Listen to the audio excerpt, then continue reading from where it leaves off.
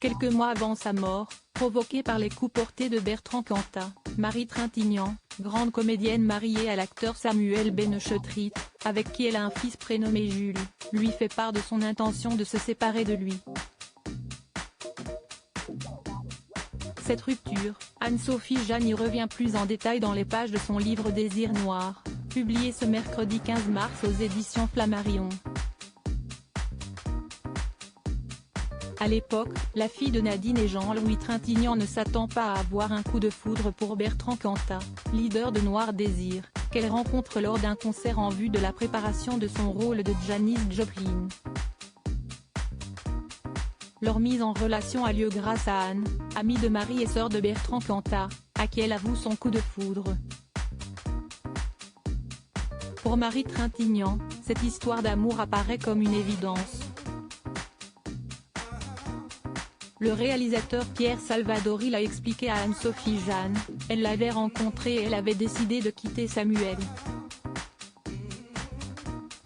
Ça ne m'a pas surpris. Elle était incapable de rester avec un homme pour de mauvaises raisons.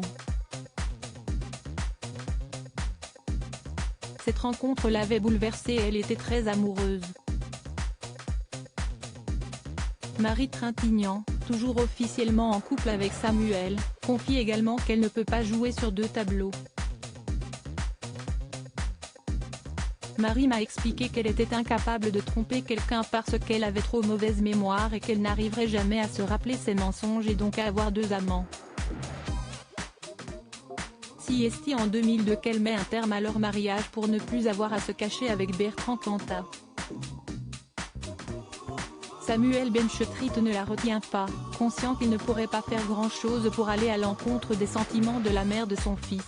Samuel est resté très discret. Ils avaient l'air de bonne entente. Jusqu'au bout, Marie et Samuel sont restés en bons termes.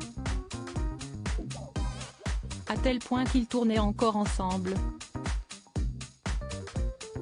L'un des derniers textos que lui a envoyé Samuel Benchetrit, aujourd'hui heureux avec Vanessa Paradis, aurait d'ailleurs déclenché la colère noire de Bertrand Cantat et les coups fatals qu'il lui a portés à Vilnius. Un drame inoubliable malgré leur histoire d'1 an et demi, Bertrand Cantat se méfie des relations de Marie Trintignant avec ses ex et père de ses enfants. Dans un excès de rage et de jalousie, le chanteur assène de fortes claques à la comédienne dans leur chambre d'hôtel de Vilnius en Lituanie, où Marie joue sous la houlette de sa maman Nadine pour le téléfilm Colette. L'actrice tombe inconsciente au sol avant que Bertrand Cantat ne l'installe dans son lit. Si est à Samuel Benchetrit qu'il livre son premier coup de fil après le drame. Ce dernier lui conseille de contacter Vincent, le frère de Marie.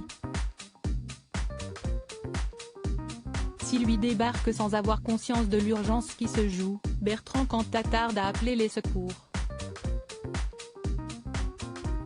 Rapatriée en France, Marie Trintignant décède le 1er août 2003, malgré l'intervention du chirurgien Stéphane Delajoux. S'ensuit alors un long procès de Bertrand Cantat, accusé, jugé et condamné d'avoir tué la comédienne. Il est aujourd'hui libre.